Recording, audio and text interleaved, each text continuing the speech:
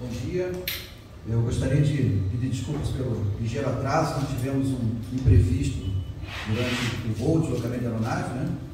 Mas desde logo, cumprimentando a nossa mesa aqui, o Dr. Rogério, nosso subdivisional em Foz do Iguaçu. Eu tive a oportunidade de tomar posse como delegado de Polícia Federal aqui nessa cidade. Eu sei quanto é desafiador trabalhar como policial em Foz do Iguaçu, e a Polícia Civil tem realizado esse trabalho com extrema eficácia e eficiência. Dr. Rogério, doutora Camila, divisional de homicídios e proteção à pessoa em Curitiba, e cumprimentá-la da mesma forma o doutor Iane, delegado de homicídios aqui de Foz, e cumprimentar os investigadores, escrivães, enfim, toda a equipe de suporte, papiloscopistas, enfim, toda a equipe da Polícia Civil do Paraná, que atuou nesse caso. O governo do Estado do Paraná, desde logo, percebeu a necessidade de dar todo o suporte para as equipes, para que tivéssemos uma investigação rápida, eficiente e técnica nesse caso. Então, ainda no domingo, já começamos a mobilizar reforços para promover rapidez e recursos para uma investigação da Polícia Civil aqui no local. O primeiro atendimento foi feito pela equipe da Delegacia de Homicídios local, pelo doutor Iane, e depois com o reforço da Divisão de Homicídios, com a equipe da doutora Camila. A Polícia Científica também, desde logo, está dando todo o apoio, todo o suporte. As perícias estão ainda em processo de análise, em andamento, mas tendo em vista que nós temos, a lei prevê um período muito exíguo para a conclusão de inquérito com o réu preso, são 10 dias, então todas as diligências possíveis de serem feitas para elucidar a circunstância do ocorrido, a dinâmica e a responsabilidade de autoria do homicídio do guarda municipal Marcelo Arruda foram realizadas com êxito e com sucesso pela Polícia Civil do Paraná, com o apoio da Polícia Científica e também o acompanhamento do Ministério Público através do GAECO de Foz do Iguaçu. Então, eu deixaria os detalhes técnicos para as delegadas que realizaram a investigação, que podem detalhar as diligências e dizer das conclusões que o inquérito agora traz para a sociedade e para a justiça acerca desse crime. Doutor Rogério Antônio Lopes, subdivisional aqui de Foz do Iguaçu. Bom dia a todos. Gostaria de registrar neste evento o apoio restrito que a CESP deu à 6ª Subdivisão e à Delegacia de Homicídios desde o início, em termos de todo o suporte para que a investigação pudesse chegar a bom tempo. Então fica aqui registrado, secretário, nosso agradecimento por essa visão de gestão e essa responsabilidade com relação a como foi tratado esse caso. Muito obrigado. A delegada Camila Secovelo, chefe da Força Tarefa, que investigou esse caso, ela vai trazer a explanação de como foram as investigações. Bom dia a todos. Entrando então na investigação propriamente dita, durante esses dias de investigação, o que nós pudemos perceber através da análise das imagens coletadas na cena do crime, aliado a diversos depoimentos testemunhais, foi que na data do dia 9, o autor dos fatos, o agente penal, ele estava no churrasco do futebol, e lá nesse churrasco, que ele também comemorava, era um churrasco de futebol, ele estava comemorando e ingerindo bebidas alcoólicas, lá ele tomou conhecimento de que estava havendo uma festa temática do Partido dos Trabalhadores, numa associação, num clube ali próximo. Ele tomou conhecimento disso através de uma outra testemunha que estava no churrasco. Essa testemunha tinha acesso às câmeras de monitoramento desse clube onde a vítima estava fazendo a sua festa. Essa testemunha, ela acessou as imagens porque ela tinha esse costume de acessar as imagens do clube, tendo em vista que o clube era num local afastado e eles prezavam pela segurança do clube. No momento em que essa testemunha no churrasco do futebol acessa as imagens, segundo os depoimentos testemunhais, o autor dos fatos está ali próximo e vê essas imagens da festa temática. Segundo essas testemunhas, no momento o autor não comenta nada, apenas pergunta onde está ocorrendo essa festa, ao que ele é avisado que essa festa temática está acontecendo na Aresp. E segundo as declarações, ele não comenta mais nada e continua então nesse churrasco. Ao sair desse churrasco, o autor, o policial penal, ele sai do churrasco acompanhado da mulher e de uma criança pequena e se dirige até a Associação Aresp, onde estava ocorrendo a festa da vítima. Pelos depoimentos e pelas imagens, a gente analisa que ele chega em frente aonde está ocorrendo a festa. A vítima, então, segundo algumas testemunhas, ele chega ouvindo uma música no carro referente à campanha do presidente Bolsonaro. A vítima, então, acaba saindo da festa para ver de quem era que estava ali, faz conversa, cumprimenta, faz um símbolo do V, assim, aparentemente do V, e se inicia, então, uma discussão, segundo as testemunhas, onde as partes falam palavras apoiando o Bolsonaro, contra o Lula, contra o Bolsonaro, a favor do Lula. As duas partes iniciam uma discussão sobre suas ideologias e seus pensamentos políticos. Nesse momento, a vítima acaba pegando um punhado de terra que está ali no canteiro da entrada da associação e joga para o interior do carro do agente penal. Após isso, o agente penal, então, saca a arma e aponta, mostra a arma para a vítima Marcela. A esposa do agente penal, segundo os relatos, nesse momento está muito nervosa, ela relata que foi atingida pela terra, que o bebê também foi, ela está chorando, nervosa, pede para ele ir embora, e o agente penal, o autor, vai embora, então sai do local e vai para sua casa. Segundo ali as investigações, o agente penal teria dito para a esposa: isso não vai ficar assim, nós fomos humilhados, ele nos provocou, nos humilhou, eu vou retornar.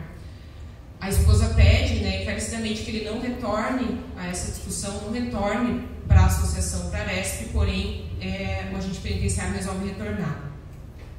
Segundo os relatos desse momento, as pessoas presentes ali na festa ficaram assustadas, viram que o autor estava armado, não sabiam que se tratava de um policial penal. Então a vítima vai até o veículo dela e pega a arma institucional dela e guarda na cintura, fica com a arma na cintura na festa. Outras pessoas ali da festa sobem até a portaria do clube da Aresp e pedem para o porteiro fechar o portão com medo de que o autor retorne. O autor retorna logo depois, o portão está fechado, porém, segundo as declarações das testemunhas, ele tenta ele mesmo abrir o portão, ele mesmo abre o portão, é interpelado pelo porteiro, pelo caseiro do clube, e o autor acaba falando pro caseiro: sai da frente, o problema não é com você e eu vou entrar, e acaba entrando dentro da associação. Nesse momento o autor está sozinho, chega e estaciona de novo o carro ali na festa. Pessoas que estão ali na entrada da festa percebem a volta do veículo do autor, então correm para dentro da festa e avisam a vítima. Podemos ver pelas imagens que no momento em que a vítima é avisada, a vítima carrega a sua arma, coloca na cintura. O agente penal, o autor, então chega, estaciona ali na frente. O guarda municipal, a vítima, pega a sua arma na mão e começa a sair de trás do salão para a frente do salão, para a porta do salão onde está o carro do autor. O autor então visualiza o guarda municipal, saca também a sua arma de fogo. Nisso a esposa do guarda municipal da vítima tenta intervir, se coloca no meio, pede que pare, que abaixe a arma. E o que a gente vê na sequência das imagens e de acordo com o depoimento das testemunhas é que tanto a vítima quanto o autor ficam por volta de 3 ou 4 segundos, um apontando a arma para o outro e ambos verbalizando: baixa a arma, baixa a arma. A princípio é isso que as testemunhas dizem. O guarda municipal dizia que a polícia, baixa a arma, e o agente penitenciário dizia: baixa a arma você, até que o agente penitenciário efetua os primeiros disparos contra a vítima.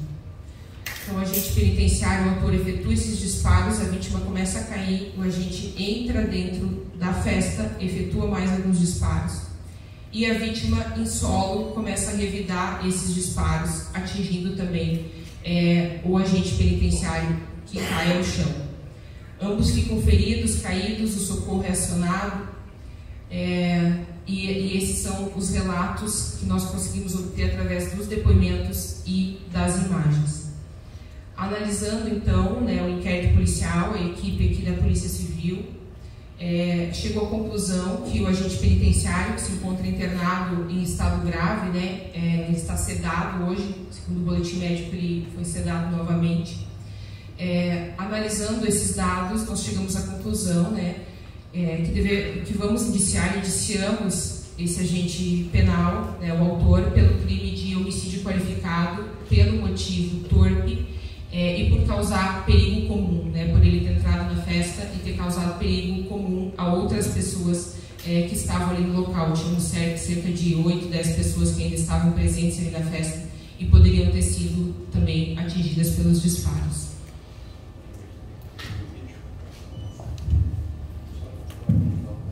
A gente vai mostrar o vídeo, né, que aparece as imagens lado a lado, sincronizadas da ação de quando ocorre então esse disparo de arma de fogo.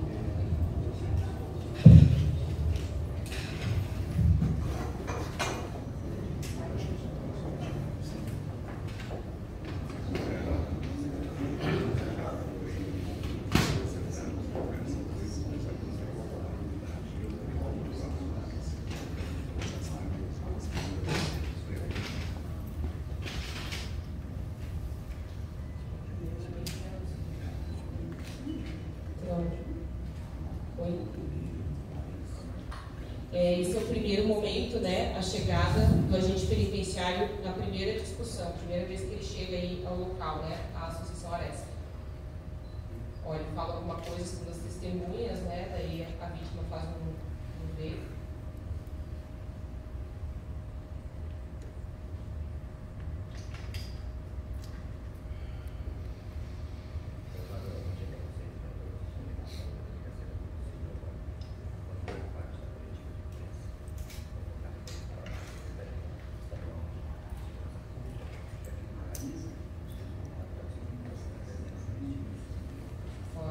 O autor grita mais algumas palavras, né, em direção à vítima. A vítima sai, pega um pedaço de terra, pedregulhos e atira no carro. A esposa da vítima se identifica como policial, tenta pedir que parem as instruções. A esposa do agente penitenciário também tenta intervir e ele sai.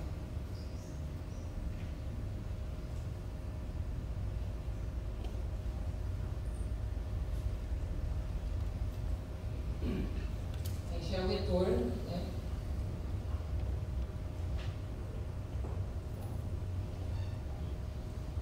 Lá no fundo a vítima com a arma e aqui o autor também com a arma.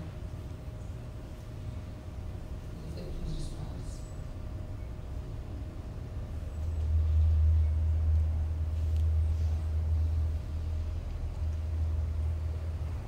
A princípio o autor efetuou cerca de 4 disparos, pelo menos 2 atingiram a vítima. E a vítima efetuou cerca de 10 disparos, pelo menos 4 atingiram o autor dos fatos.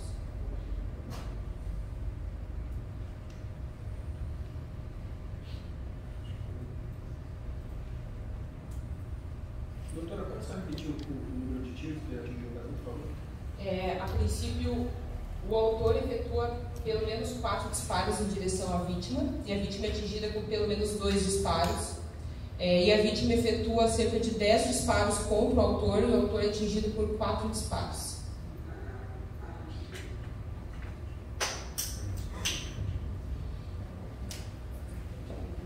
Isso. A doutora Iane agora vai falar sobre a instauração do inquérito, sobre as agressões que o autor acabou sofrendo depois da festa.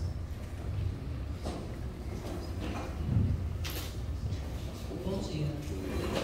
Encerradas as investigações referentes ao homicídio praticado contra o Marcelo Arruda, o guarda municipal, foi instaurado um inquérito policial para apurar as agressões que foram praticadas contra o policial penal.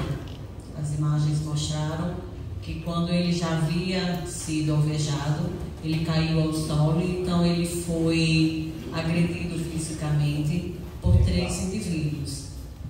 Foi instaurado inquérito policial em apartado para apurar a conduta de cada um desses indivíduos.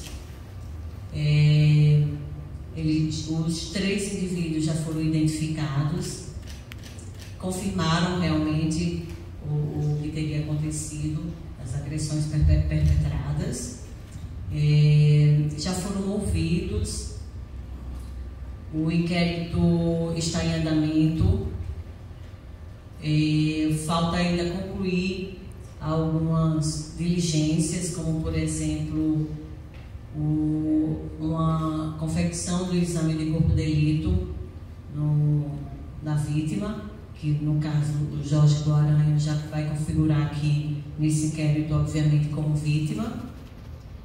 E então, de posse da oitiva ainda de algumas testemunhas e da análise do prontuário médico e exame de corpo de delito que será realizado, a Polícia Civil, então, vai analisar o nexo de causalidade entre a conduta de cada um daqueles indivíduos e o resultado que foi causado, para só então tipificarmos a conduta de cada um desses investigados. Ok, a doutora Camila agora vai estar à disposição aqui para responder todos os questionamentos dos senhores aí sobre a investigação do homicídio do guarda municipal. Querem fazer um quebra-queixo aqui? Preferem fazer sentado aqui? Ou ela mais aqui na frente? Nós estamos conectados na mesa, então você vai continuar na mesa. Melhor sentado? Você vai falar no microfone. Vou disponibilizar então o microfone aqui para os colegas perguntarem.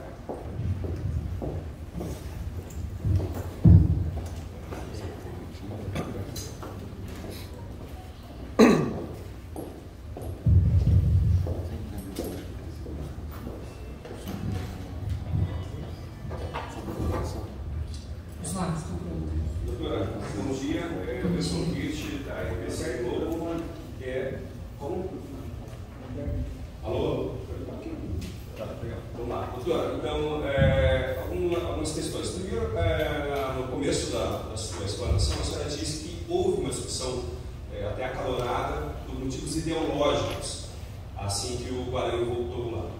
Isso não caracterizaria um crime de ódio, um crime político?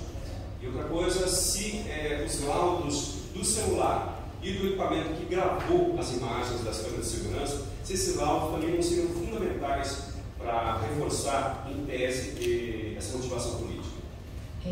Sim, a respeito dos laudos, a gente obteve as imagens de câmeras de segurança diretamente com o clube, porém esse DVR ele foi apreendido e remetido para o Instituto de Criminalística. Porém, a resposta do Instituto de Criminalística geralmente demora pelo menos ali uns 20 dias, 30 dias, então nós não conseguiríamos obter essa resposta antes de encerrar o prazo do inquérito, que seria na terça-feira. Mas foi remetido, aguardamos então essa resposta da Polícia Científica. Quanto ao celular, o celular do autor não foi apreendido na cena do crime porque ele foi socorrido e levado para o hospital. Então, no hospital já foi entregue pelos médicos, pelos enfermeiros, esse celular para a esposa do autor. Assim que a gente pegou o depoimento da esposa do autor, a gente questionou a respeito do celular do autor, ela disse que estava com o celular, mas que só entregaria mediante uma ordem judicial. Então, eu e a delegada Iane, nós representamos pela busca e apreensão do celular, que foi deferida anteontem, e assim que deferida ontem, nós cumprimos essa busca e apreendemos o celular do autor. Porém, como é um celular que está com senha e a gente não consegue, foi pedido a quebra do sigilo telemático, dos dados, extração do conteúdo e tudo foi autorizado. Mas como é um celular com senha que nós não conseguimos acessar, nós enviamos para o Instituto de Criminalística, mas também é uma perícia demorada. A extração do celular demora no mínimo 20 dias, podendo demorar meses. Então, infelizmente, é uma prova que a gente não consegue juntar antes do prazo do encerramento do flagrante.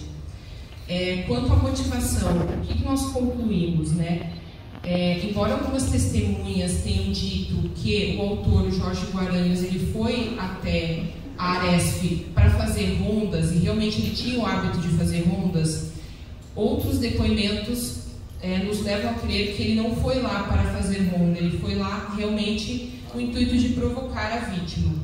Então, nesse primeiro momento, fica muito claro que houve uma provocação e uma discussão em razão de ideologias e opiniões políticas. Agora, quando ele retorna para casa e resolve voltar, não há provas nos autos suficientes que indiquem que ele voltou porque ele queria cometer um crime de ódio contra uma pessoa ou pessoas de outro partido político que não o dele. O que nós temos é o depoimento da esposa, que diz que ele alegou que ia voltar porque se sentiu humilhado porque a vítima teria jogado pedras e terras no interior do carro e acertado a esposa e o filho dele. Então, o que nós temos dentro do inquérito é a alegação da esposa, não temos a alegação da subjetividade desse autor. Então, é difícil nós falarmos que há um crime de ódio, que ele matou pelo fato da vítima ser petista, né? Segundo os depoimentos, que é o que a gente tem nos autos, ele voltou porque se sentiu ofendido com essa escalada da discussão, com esse acirramento da discussão entre os dois. Doutora, bom dia. Inicio no Rádio Cultura de Foz do Iguaçu, Rede Costa Oeste de Comunicação. Com relação à ida dele lá na primeira vez, como ele foi, ele disseram que foi fazer ronda, mas como é que ele sabia que estava acontecendo aquela festa e que a festa tinha a temática do PT? Algumas pessoas alegam que ele foi fazer ronda, né? Porém, a gente tem testemunha dizendo que ele teve acesso às imagens. Por quê? Porque uma pessoa que estava nesse churrasco do futebol, essa pessoa tinha acesso às imagens do clube no seu celular, certo? A gente prefere não dizer quem é essa pessoa, até para não expor. Mas essa pessoa não fez isso por mal, nem imaginando as consequências, né, que iam advir. Mas essa pessoa tinha o hábito de diariamente checar as imagens do clube, já que ela tinha um cargo ali no clube. Então essa pessoa checou no churrasco, viu as imagens, viu a festa temática, estava num grupinho ali de amigos e o autor viu junto essas imagens. Então foi assim que ele ficou sabendo que existia uma festa de aniversário com a temática do Partido dos Trabalhadores. Doutora, bom dia. Ricardo Azevedo, do JNT News, Jornal Novo Tempo. Dentro do que a senhora explicou para a gente, a questão dele ter se sentido humilhado pela terra e pedras sendo jogadas no carro contra ele, no momento que ele sacou a arma pela primeira vez.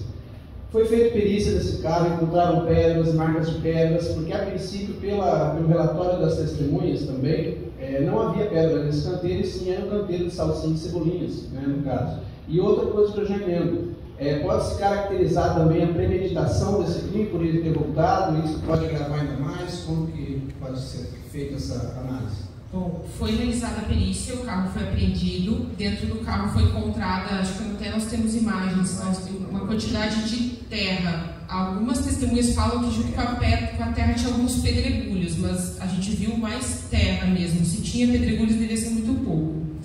Então... Esse é o canteiro?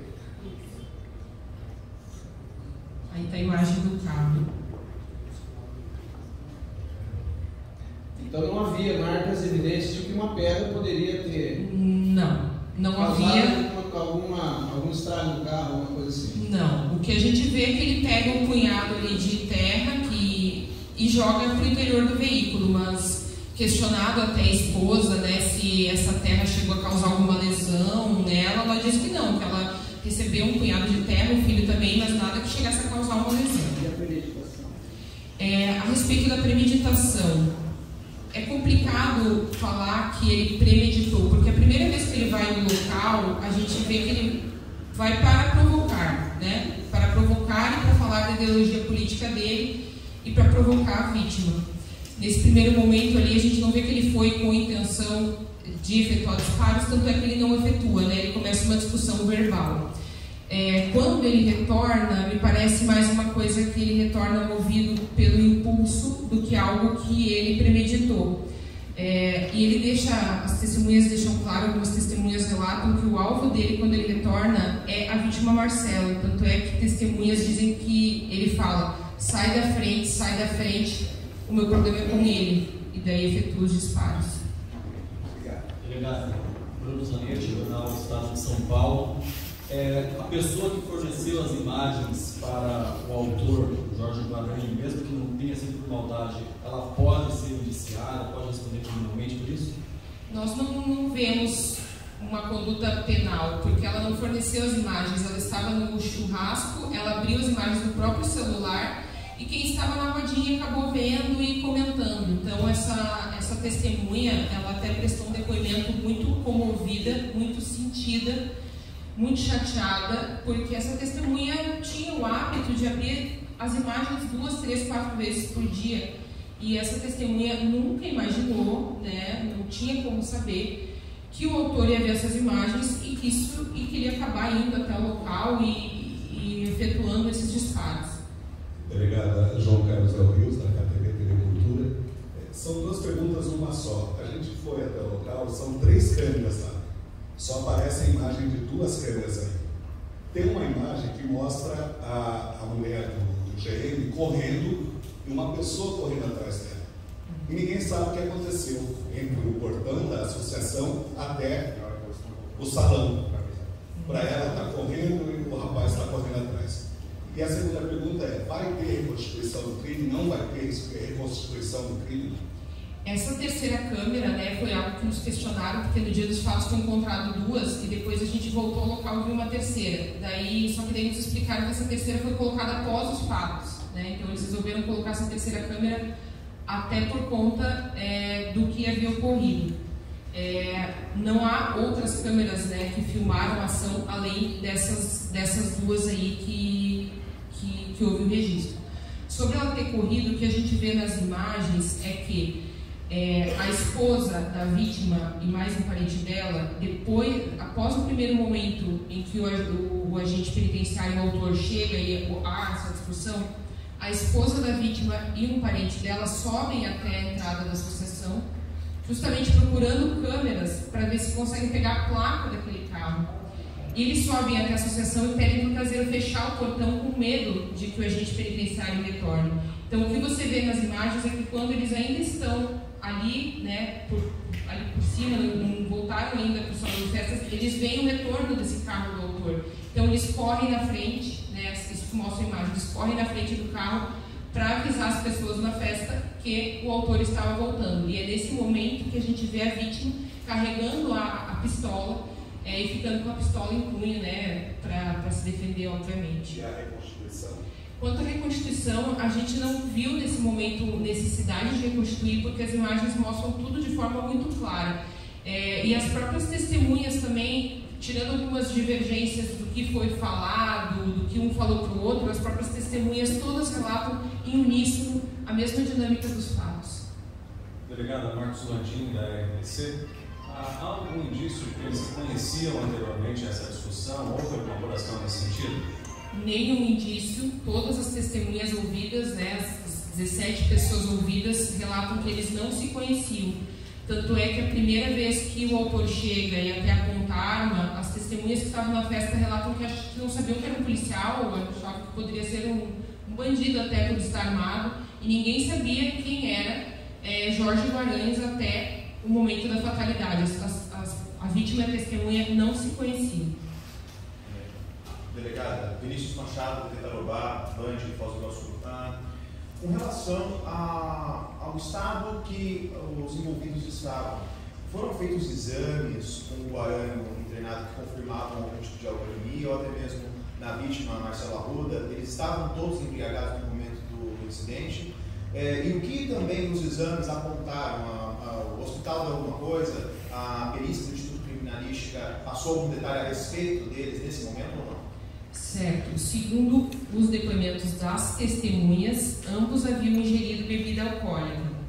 As testemunhas afirmam que a vítima, Marcelo, havia ingerido bebida alcoólica no seu aniversário, mas não estava em estado de embriaguez, não estava alterado, teria ingerido uma pequena quantidade de bebida alcoólica. Quanto ao que diz os depoimentos a respeito do Jorge Guaranhos, as pessoas dizem que ele tinha também ingerido bebida alcoólica naquele churrasco do futebol, e algumas testemunhas que presenciaram os fatos relatam que ele estava bem alterado, né, apresentando sinais de embriaguez.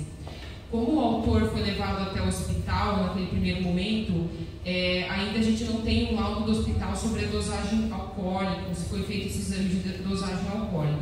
Quanto à vítima, já é de praxe, né, quando há um óbito, que o Instituto Médico Legal faça o exame toxicológico de alcoolemia e envie para a Polícia Civil, mas também é uma perícia que demora, às vezes, ali uns 20 dias, 30, até mais, então a gente ainda não tem o resultado dessa perícia. Delegado, eu estou sem o microfone agora, só para saber, foi verbal ou labial, no caso? Certo. Esse foi o cuidado também que nós ali do caso tomamos, né, para tentar enviar para a perícia para ver o que eles falam, né. Não sei se o resultado dessa perícia vai conseguir concluir, né, porque a imagem não é tão nítida assim. Porém, o que as testemunhas falam, mais de uma testemunha, é que naqueles 5 segundos onde um está apontando a arma para o outro, segundo o relato das testemunhas, o guarda municipal, a vítima, fala: abaixa essa arma, aqui é polícia, aqui só tem família. E Jorge Guaranhos responde: abaixa essa arma você. Então, a verbalização, segundo as testemunhas, é um ordenando que o outro abaixe a sua arma, até que o Jorge efetue os primeiros disparos. E as armas foram periciadas? Sim, as armas foram apreendidas, enviadas para a perícia, mas também as perícias demoram um prazo um pouco maior, né? Então ainda não tem resultado. Ô, doutora, nesse caso, com tudo isso concluído, ele vai ser indiciado em que, no caso, o agressor? De que tipo de crime? E outra coisa, aquelas pessoas que foram filmadas, que acabaram chutando ele quando ele estava caindo, elas também serão indiciadas ou não?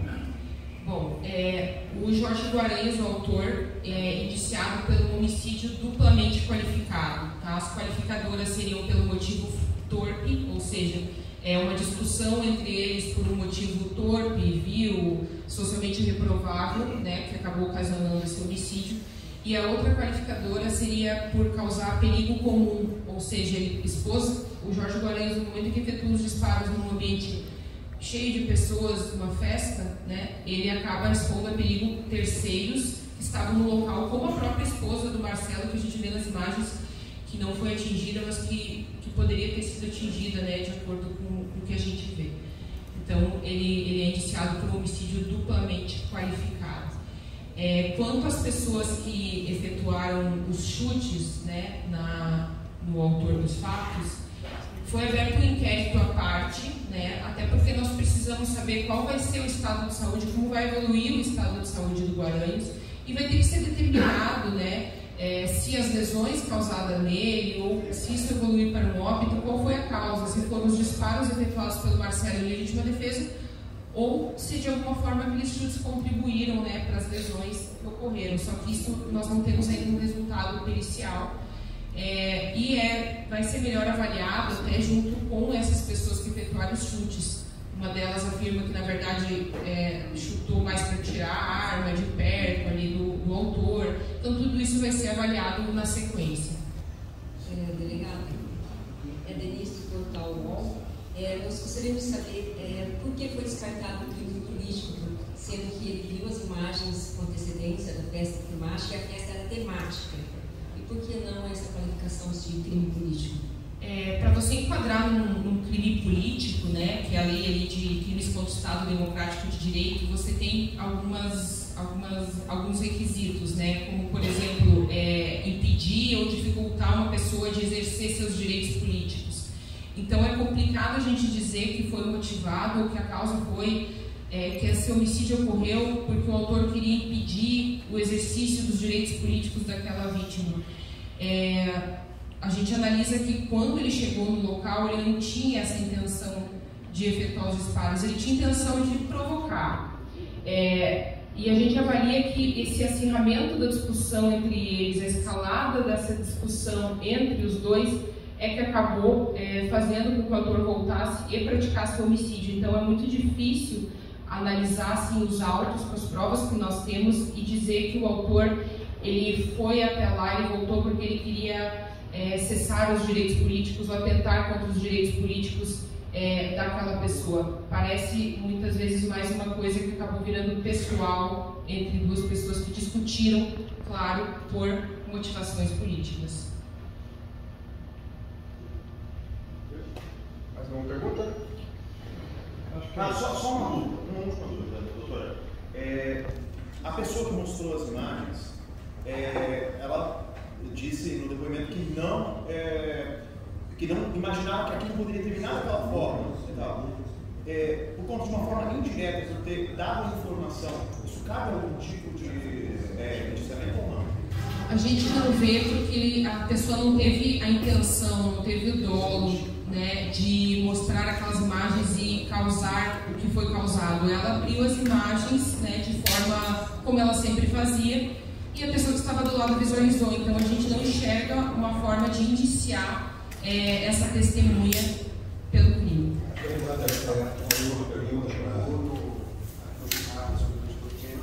E também é importante ressaltar isso. Segundo as pessoas que estavam nesse churrasco, né, assim que o autor viu as imagens, né, no celular deste amigo, ele continuou aí por um tempo, por mais de uma hora no churrasco, bebendo, conversando. Ninguém fala que ele comentou, nossa, vou lá e vou fazer alguma coisa. Então não tinha como as pessoas saberem que ele ia tomar essa atitude. Para encerrar, a gente já ouviu muita coisa, inclusive que a defesa agora a gente tinha pedido para se mudar de homicídio para legítima defesa. Isso está descartado. Não houve legítima defesa. Não, ele fez o primeiro disparo, né? O Guaranhas, na nossa avaliação, o Jorge Guaranhas efetua o primeiro disparo. A vítima, ela se arma só após perceber que o autor passou ali, discutiu e ainda disse que poderia voltar. Então a vítima pega sua arma de fogo como proteção de um eventual retorno do autor. E a vítima aponta a arma de fogo quando vê a volta do autor, porque já sabia que o autor estava armado. Então é uma atitude natural da vítima querer se defender. E naqueles segundos ali que um aponta a arma de fogo para o outro, o Guaranhas que toma a decisão de efetuar o disparo, não a vítima. Então é difícil a gente falar que o Guaranhas agiu em legítima defesa no caso assim. Ok? Obrigado.